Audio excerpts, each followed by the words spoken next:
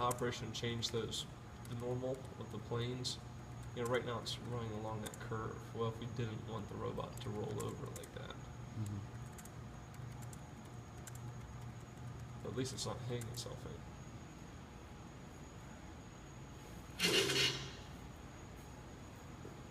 Before Nathan. So what that tells me is I had something wrong with the DH. So they've defined their DH a little differently than I did, because I thought it was going to do. I didn't think it was going to be in that Hang on. quadrant I'm over just there. gonna keep. Let's see what happens if I just keep. No. Snapshots of what the end effector All right, position you is want me to supposed to start be it over? in time. Well, the robot doesn't go to the point every time. It has this error bound around where it's allowed to miss it by a little bit. And so that's what Chip is saying, is that it's where to put the joints and be done with it. Out of range again. Yeah.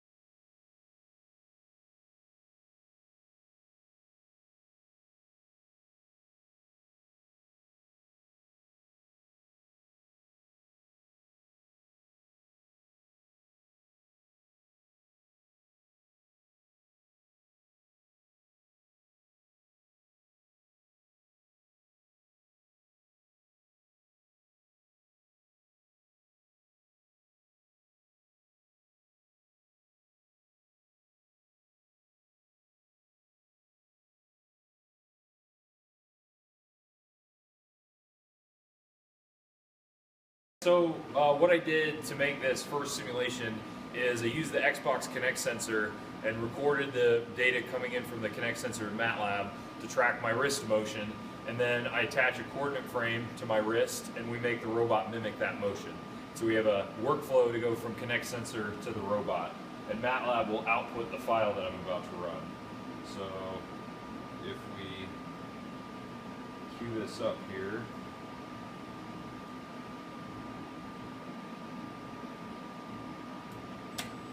run button. So this is, it was at the end of its trajectory, now it's going to start. So it just started. So this is the trajectory that I had traced out with my wrist with the Kinect sensor. And this is running at about a quarter speed or half speed. I can't remember what speed the teach mode runs on, but it's a lower speed than I was actually moving at. So that's why it's so slow.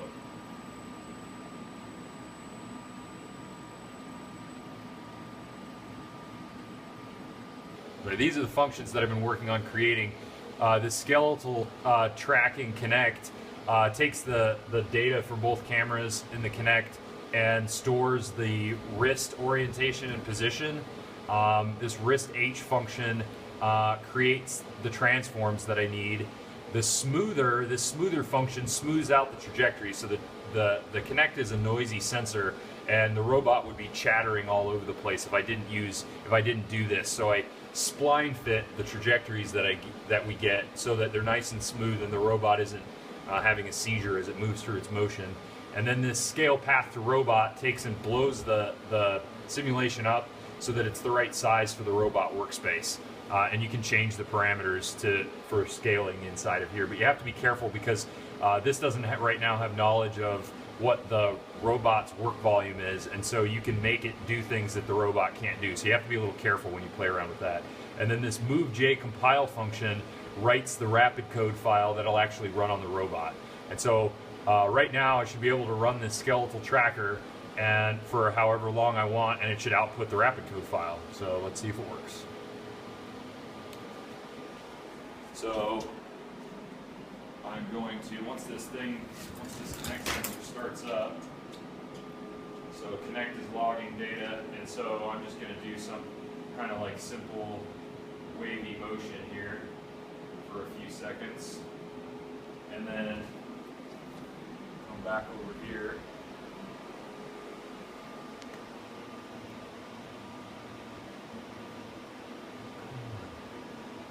God damn it. And now it's going to trace out that path that we set.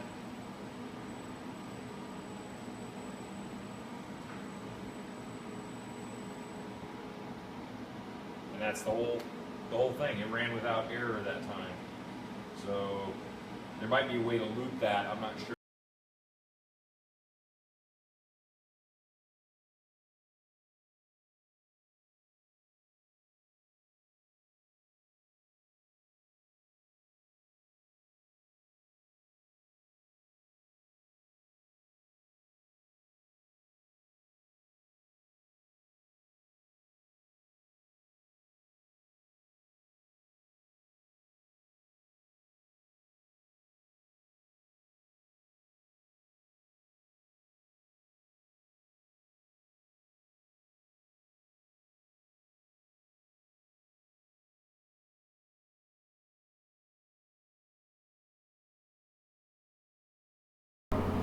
So this is the first trajectory for the box animation.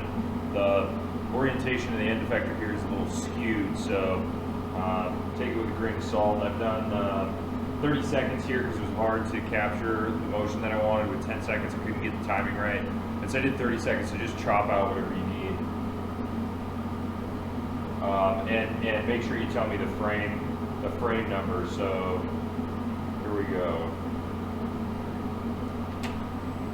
So it's going to move back to its starting position. Go.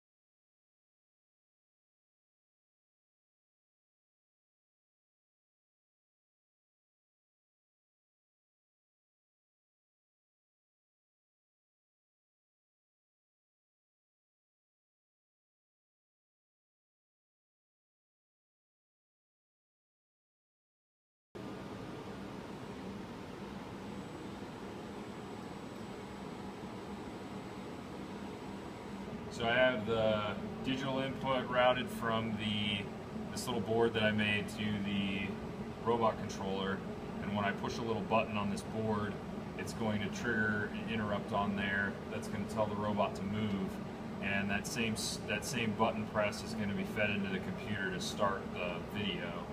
So if I hit the button, the robot started and this little video window starts at the same time.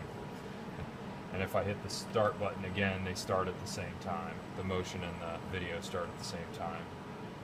Yeah, so I have the computer set up with max jitter that'll run the projection, and the robot set up so that it'll take a signal from the Arduino, and the max jitter will also take the signal for the Arduino. So when I push a little button, it'll trigger the projection on the computer and it'll trigger the robot motion at the same time. Now there's a little delay in the robot that we have to figure out, but that should be pretty easy. We can program that into the jitter part. So when I push the button, it moves, and then if I push the button again, All right, you ready? Ready. I'm gonna go in 3, 2, 1, go. Go.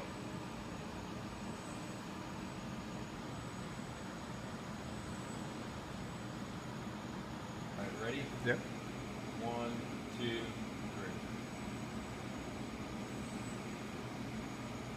That's pretty close.